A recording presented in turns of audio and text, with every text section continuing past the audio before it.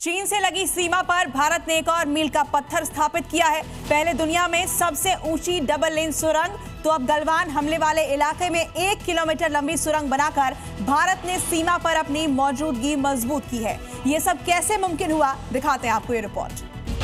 चीन की सीमा का जिक्र आज 5 साल बाद भी होता है तो गलवान की वो भयावह तस्वीर जहन में कौंध जाती है। लेह लद्दाख के उस इलाके में जिस तरह चीनी सैनिकों ने हमारे जवानों को घेर कर मारा था, वो सिर्फ एक घटना भर नहीं बल्कि सबक था। सबक चीन की सीमा तक, लद्दाख से लेकर अरुणाचल प्रदेश में चप्पे चप्पे तक हमारी पहुंच। आज 7 दिसंबर को जब हम उस घटना को याद करते हैं तो गलवान का सबक जमीन पर साक्षात तैयार दिखता है, जैसे लेह का ये शोक टनल।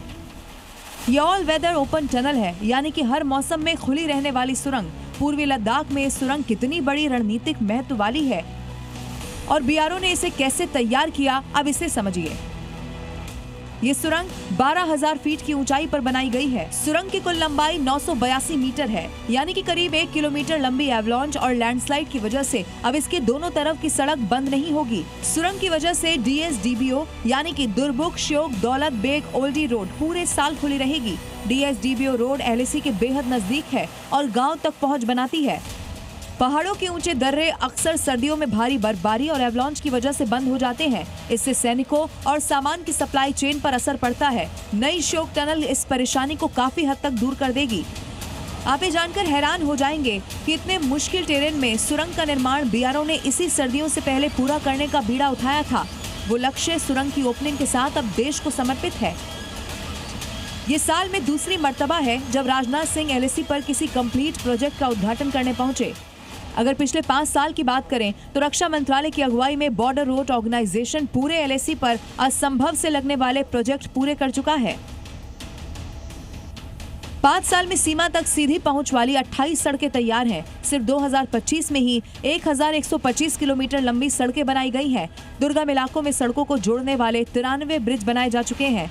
इसके साथ हवाई पहुंच देने वाले 4 हेलीपैड और सुरंगें भी तैयार हैं। आज बॉर्डर रोड ऑर्गेनाइजेशन के 125 इंफ्रास्ट्रक्चर प्रोजेक्ट और वार मेमोरियल को राष्ट्र को समर्पित करते हुए मुझे अत्यधिक प्रसन्नता हो रही है। दरअसल चीन पिछले 2 दशकों से सीमा के उस पार अपना इंफ्रास्ट्रक्चर मजबूत करने में जुटा हुआ है। इसी के बूते वो घुसपैठ से लेकर भारतीय जमीन पर दावा भी करता है। इससे निपटने के लिए भारत ने दोहरी रणनीति अपनाई। पहला सीमा विवाद पर आपसी बातचीत और दूसरी तरफ सीमा पर सीधी पहुंच के लिए बुनियादी ढांचे का निर्माण। इस निर्माण की जो तस्वीरें आप अपने स्क्रीन पर देख रहे हैं वो भारत की निर्माण गाथा के बारे में बहुत कुछ कहती है। चीन की सीमा अब हमारे लिए दूर दराज का इलाका नहीं है, बल्कि फर्राटा भरती गाड़ियों से सीधी पहुंच वाला इलाका। सेला सुरंग, अरुणाचल प्रदेश। ये दुनिया की सबसे ऊंची डबल लेन टनल है। ये सुरंग भी हर मौसम में खुली रहने वाली है। मुदन्योमा एयरबेस लेह, इसका निर्माण 13,700 फीट की ऊंचाई पर हुआ। इसके जरिए LAC तक हवाई मदद सीधी पहुंच सकती है। इसके अलावा ICBR यानी कि इंडो चाइना बॉर्डर रोड है और ये BRO का वो प्रोजेक्ट है जिसके तहत सीमा पर रणनीतिक रूप से महत्वपूर्ण सड़कें, पुल और सुरंगें बनाई जा रही हैं।